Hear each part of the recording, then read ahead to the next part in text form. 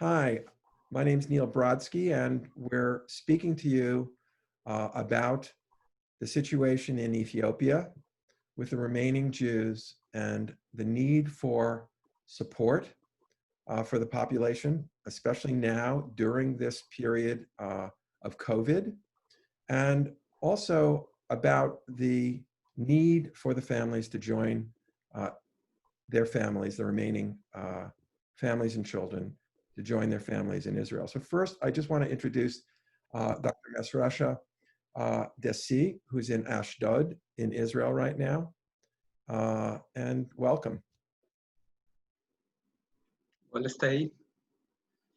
Okay, my name is Mesrasha Dessie. I am a medical doctor. I was graduated in the University of Gondar in Ethiopia. I made my Aliyah before a year, and I am living in Ashdod right now. I am making a course, a medical course, in a hospital by the name Kaplan, which is located in Rechovot.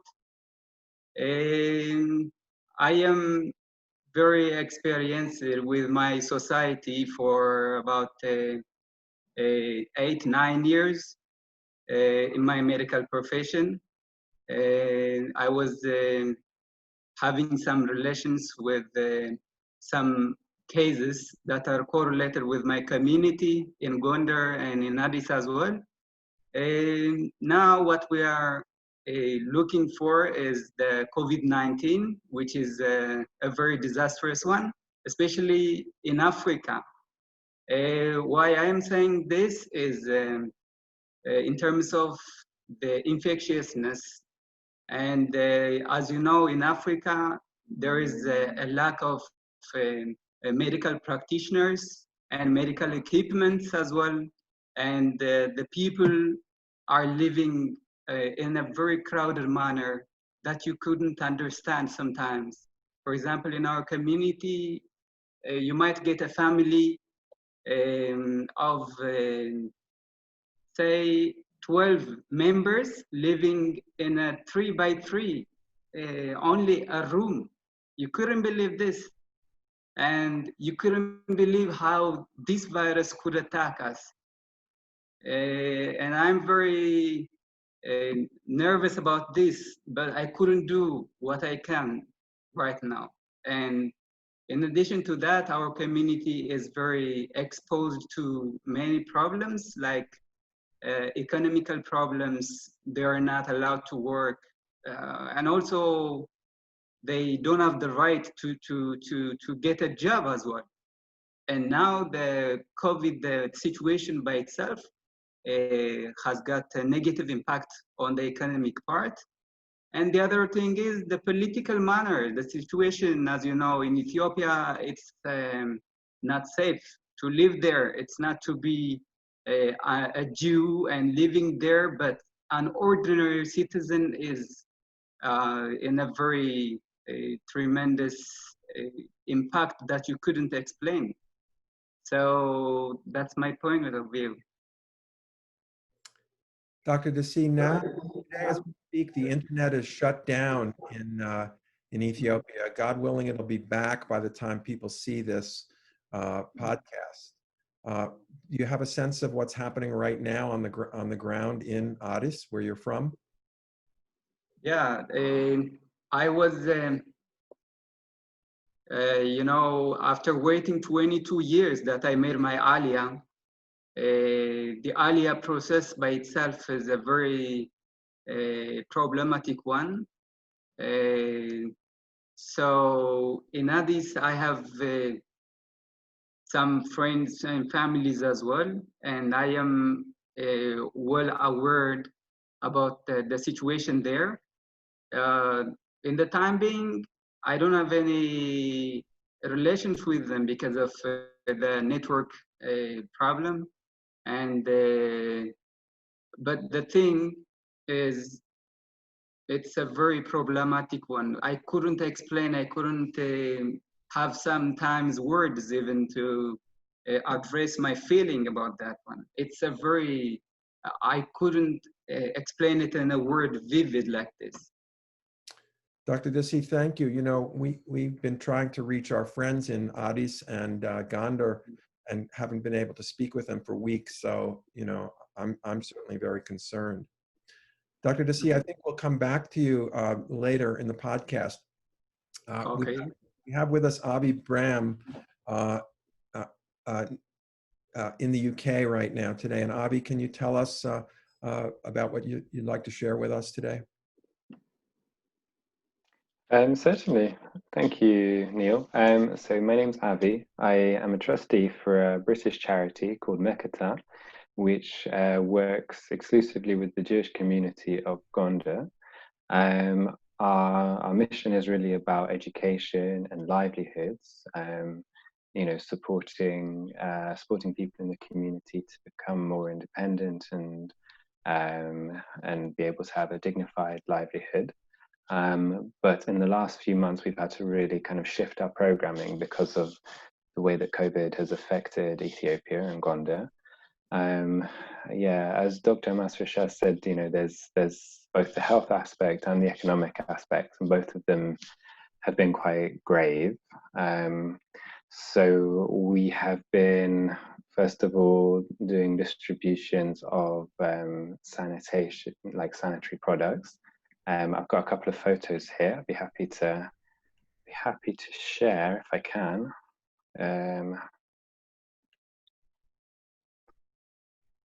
So here we go. So has that come up on your screen? Mm-hmm. Yes, great. So this is actually in the courtyard of our office / youth group / educational facilities. So we had to stop a lot of our activities, of course. We couldn't be holding classes, but what we did was we did these demonstrations of hand washing and household hygiene. Yeah, as Dr. Mesrasha said, it's very hard to be socially distanced if you live in a single overcrowded room. But nonetheless, there were some things that we thought we could do, and just some of these basic hygiene products, soap, hand sanitizer. We wanted to distribute them to families in need, but also kind of to do some demos and explain how to make best use of them. We also, as the crisis really unfolded and we saw how a lot of people were no longer able to work, we realized it was going to be necessary to do food distribution. So as I said, mainly we work on livelihoods. We encourage people to have their own work, but at this time, for most people, that's not possible. So you see there, this is inside our classroom, and you can even see the posters still up on the wall, but they were converted into a temporary, food warehouse, as it were. Another great photo there. You can see the letters up on the classroom wall there, but now filled with sacks of teff, the local grain, and jerry cans of oil. Avi, for the moment, I think we're still seeing that original photo. Is it possible? Okay. Yeah. Right. Let's try that. Okay. There's the classroom for you. Is that coming up? Yep. Thanks so much. Oh, fantastic. Sorry about that. So you can see the letters up on the wall there. So this is where we do the teaching for the after school club normally. And here's the other room with the posters up on the wall there. And yeah, that's just to give you an idea of, how we've had to adapt and, enter this kind of emergency response mode. And, you can see there the distribution itself. All I can tell you is that, yeah, things are very tough in Gondar, and as the crisis has, gone into its third and fourth month, there's been waves. Some people really have no choice but to work. They literally have no other source of income. And the Jewish community in particular in Gondar is very poor, even compared to the general population of the town. So some have, tried to find day labor in construction and so on, although there is much less available. Those who have savings or, have family in Israel who have sent the money have been able to, stay home and protect themselves. But yeah, given that we don't know how long this will go on for and how long these measures will be in place, there is an increasing sense of desperation. And and I would just emphasize, while the whole world is really suffering at the moment, we do need to remember the Jewish community of Gondar and Addis, and their particular difficulties and problems at this time, and not forget about them, just as we're dealing with our own issues in the UK or in Israel or indeed America. How are the kids faring from your programs, the young people? Yeah, so we were very sad to stop the after school club. We have, we've started lending out our textbooks and library books so that children at least have some chance to continue studying. Of course, the schools have been closed since March, so there really is no kind of educational offer at the moment. Yeah, I think this is a problem, of course, across Ethiopia, as all the schools are closed, and across the country there's been worrying increases particularly in child marriage, gender-based violence, and child labor as a result of the schools being shut. It's very hard for us to kind of measure or survey exactly what's happening in the Jewish community, but as I say, it's a very vulnerable community, so there are worries there. Avi, can you maybe show us a picture of some of the kids who we all know and we know in Gondar, and also just tell us how we can help, how people who are seeing this podcast can help? Okay, sorry, I'm just going to have to scan through now to find those photos. But in the meantime, it'd be great, of course, if you can support Meketa's work. I can send you our website if people want to look us up, or to find us on Facebook or Instagram. And at the same time, of course, the others on this podcast can talk about the other organizations that are working with the Jewish community in Gondar, such as Hamavak, the struggle to save Ethiopian Jewry. So yes, basically now's a great time to donate or to raise awareness, to tell other people who are not, people who are not aware of what's going on in Gondar and Addis. Great. And the name Meketa, can you tell us what that means in Amharic? Oh, sure, yes. So we chose an Amharic name for the organization. Meketa means sort of support or shield, protector, something like that. So I'm just going to show you a quick photo of the club in slightly happier times. Here we go.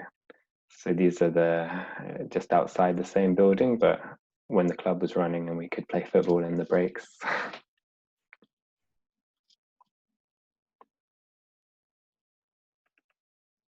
Is that coming up on the screen?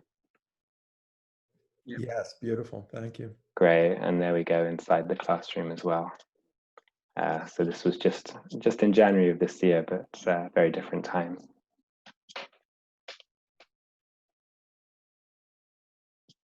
Thanks very much. Thank you, Avi. Thank you so much. I know you have to head off, so hope to see you soon. Thank you for being with us. Very much appreciated. Thanks for having me on.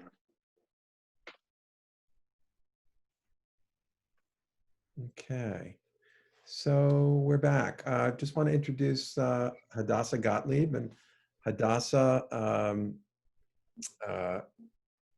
was in Gondar for months, and she'll talk about her experience there, and has also a number of articles, but most recently a featured post on Times of Israel about the Children of God circus troupe in Gondar. So welcome, Hadassah.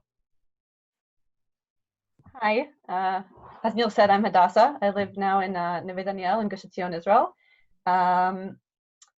Yes, so last year after Passover, I volunteered for a few months in Gondar. And before I start talking about what's going on now, I'd like to say that it's even more painful to think about the situation now, thinking about what life is usually like in Gondar, and it's very, very similar in Addis as well. When I first got there, I felt at home. I got to the community for the first time, and I was like, okay, fine. I mean, I came all the way from Israel, and but this is great. There are prayers every day. There are people there all the time, and lots of I don't know, songs in Hebrew, discussions about Judaism and biblical studies. It's everything there is just like alive, really, really alive. And now the situation is the exact opposite. As Avi mentioned, everything is closed. No schools. Everyone is stuck at home. No one's allowed to work. Everyone is really, really worried. I mean, the government even decided there's a quarantine everywhere. So the entire community compound is empty. And it's just heartbreaking to think about how everyone is in whatever condition they're in now, and who knows when it's going to end. And I mean, in Israel now, and same in the rest of most of the countries in the world, I assume, it's not so uncomfortable to stay at home. It's we can be at home and work, and most people can work from home, and if we need to, we can go to the supermarket, and everything is relatively under control. But at the end of the day, if you can't leave the house, no one is going to help you. So it's very unfortunate to hear about that, and we really need to do what we can to make sure that the situation gets better. About the article, when I was in Gondar last year, I discovered that the youth started this circus program. It started as a hobby. A bunch of the teenagers got together and started teaching themselves how to do backflips and different things like that. And suddenly, like, the younger kids started to join, and it became a program that they started practicing every single day. And from then, it just became something that made everyone very, very proud. In the end of it, like when I was there, it's really cool, gotta say. And in the article, you could see I put in a little clip of their first performance. But now, since COVID began, I've been talking to a bunch of the teenagers who are in charge of the circus, and again, it just stopped. So not only are the kids stuck at home, all the things that gave them reason to come to, I mean, not everything that gave them the reason to, but something that gave them a lot of excitement during their everyday life is just gone and over. So I find it to be really unfortunate also.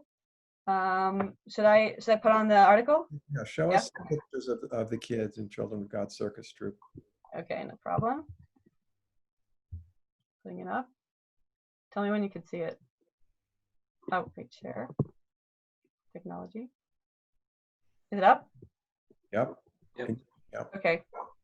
So I'll show the clip of the first official performance.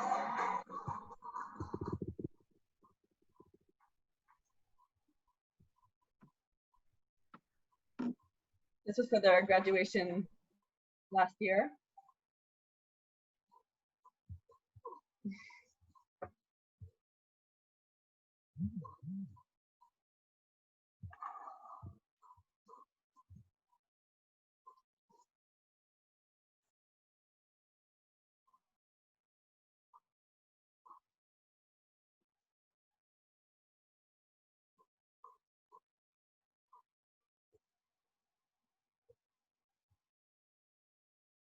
Okay.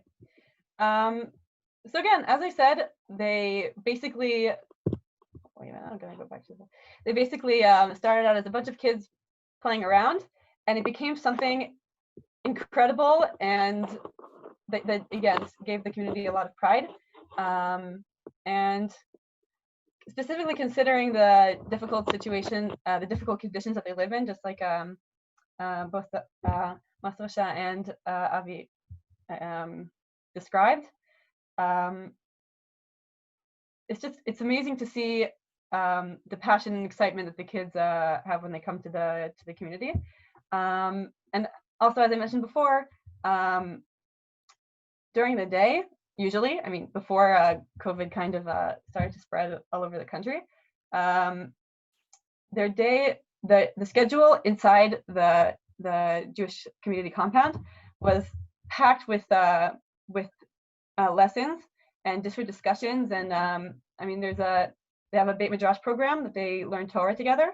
And all day long, I was there for 2.5 months, and all day long there were people inside the shul living complete Jewish lives. And now they're all, as I said, at home, and they don't have that. Most people don't. I mean, now specifically in the past few weeks, but in general, most people don't have any kind of connection to the internet, so they can't really find more materials to learn themselves. And so even if just like a regular community life kind of was broken off, their Jewish studies were broken off as well. So not only are they having difficulties economically and I guess like food-wise and work-wise and everything like that, it's also very much educationally and religiously. So yes. Hadassah, can you give us just a quick thumbnail from your perspective? You're speaking to us today from Israel, and you know, I know that you're a former Israeli Defense Forces commander, and that you. I'm just wondering what you think about young people in terms of what they represent potentially for Israel, you know, as they get there.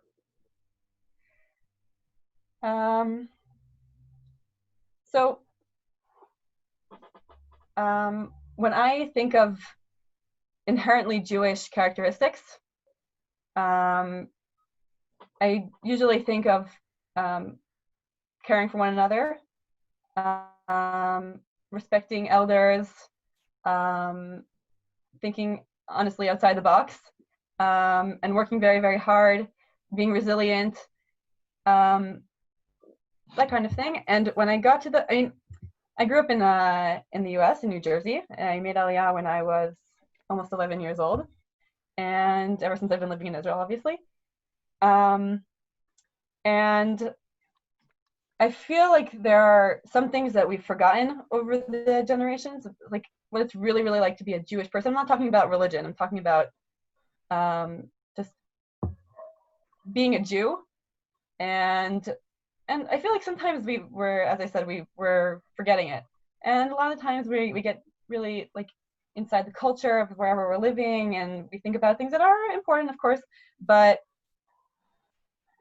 when I got to Gondar, I saw it immediately that the things that really make a Jew into a Jew are there 100%. All the things that I mentioned before. Like this, like if someone doesn't show up for a few days, then they'll go to his house and make sure that he's okay.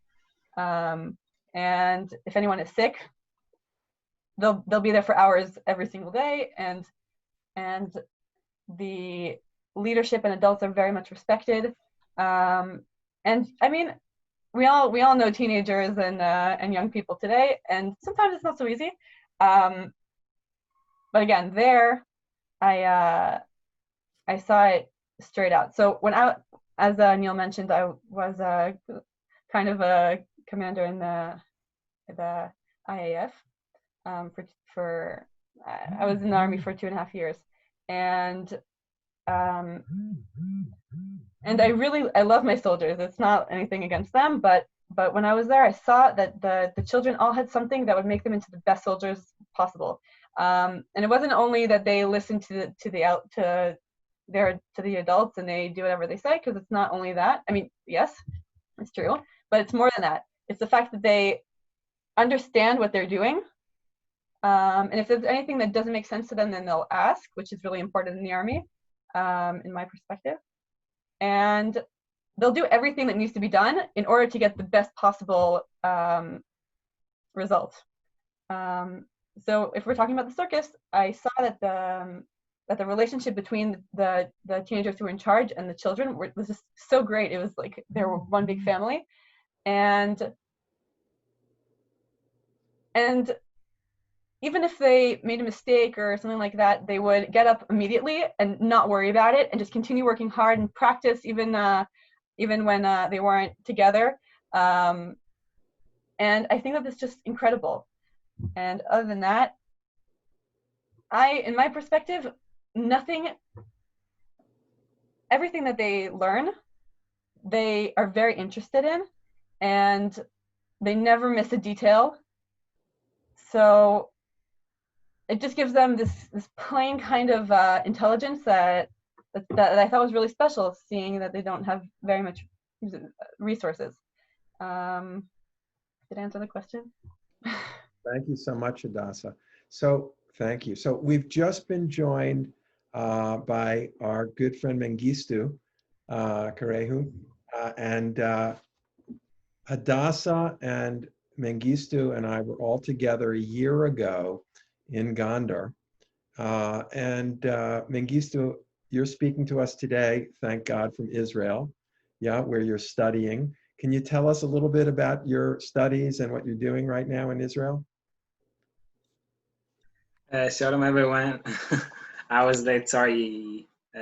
My name is Mengistu. One thing I just want to say, feel free. Anybody who wants to speak in Hebrew, Amharic, whatever you feel most comfortable with, we can do simultaneous translation. Your call, whatever language. Sounds good. Okay. My name is Mengistu Endeshaw, and I'm from Ethiopia. I just landed here in Eretz Israel like before 8 months ago. I'm studying in Machon Lev in Yerushalayim. I'm studying my Diamachship, computer science.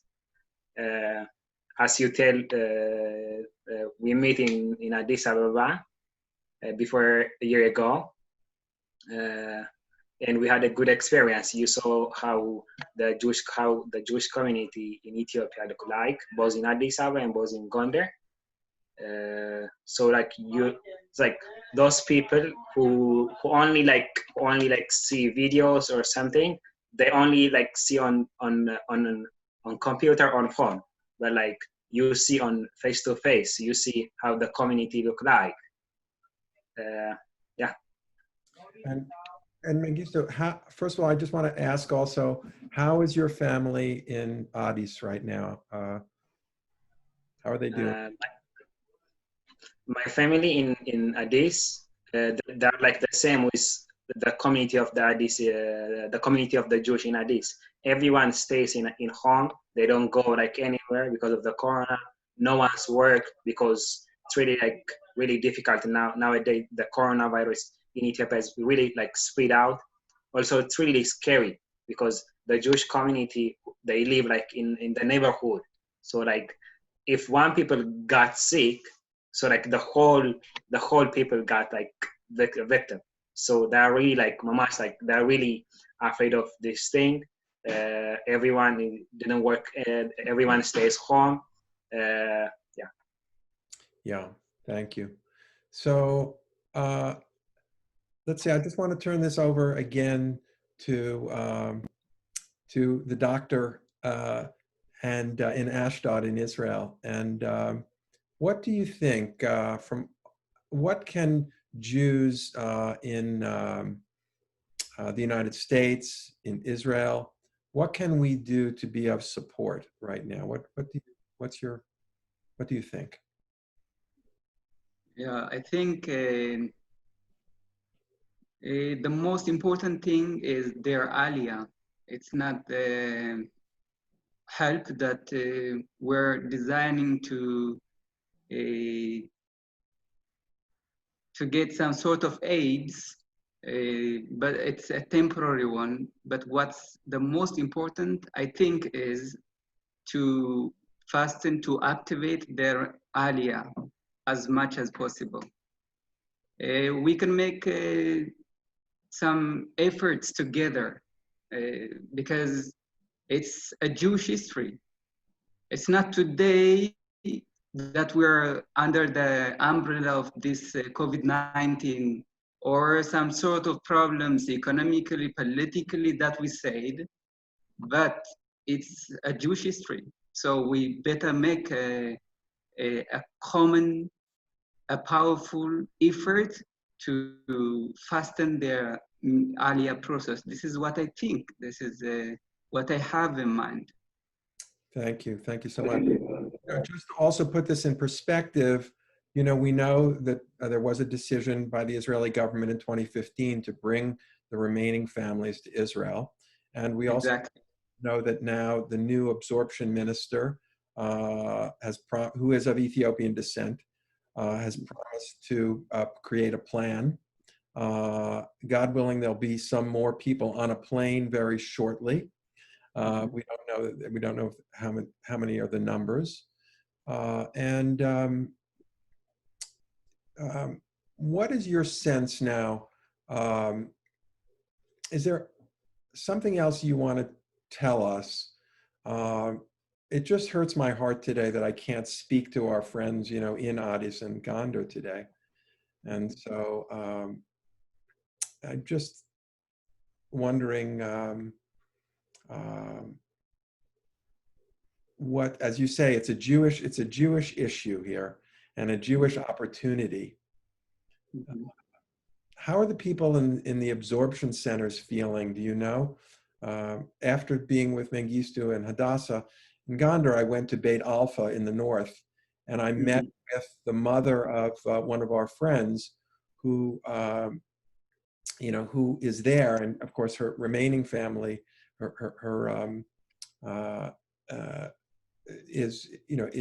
remains in Ethiopia. And I'm just wondering how the people in, say, Beit Alpha might feel. I know you're in Ashdod today, but I'm wondering, I'm sure you're still in touch.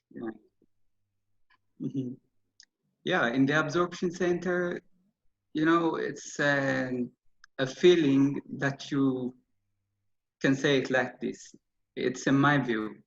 You know, most of them are not, they didn't their Aliyah together, you know. Some people have come first and then they have got the right, thanks to God. But, you know, they have also some families which are waiting, that are waiting in Addis or in Gondar as well. So how do they express their Aliyah process? It's like one of your foot is here, you made an Aliyah, and the rest is there. And then your heart as well. These people couldn't, you know, succeed in any sort of, you know, educational background or in any, even the language by itself. It matters a lot because they are not full by themselves. So it's a great thing. It's a big issue. Thank you so much. So we're going to be ending in another minute or so for today. You know, I just want to say that some other things are happening. There is a film called The Passengers, which now may be shown at congregations and organizations throughout the world. So there's the possibility there. We'll be putting out some information in future podcasts about that, God willing. And also a petition was signed regarding Aliyah by over 800 rabbis and individuals in the United States and around the world. And a new document just went out from that group. And they're also requesting in this emergency COVID period some donations to the North American Conference on Ethiopian Jewry, to struggle to save Ethiopian Jewry. And also, you know, we heard earlier from Avi Bram of Meketa in the United Kingdom. So I want to thank all of you for being with us today on such short notice. And I'm wishing you all well in Israel. And I guess what I want to say is lehitraot. See you later. Okay. Lehitraot.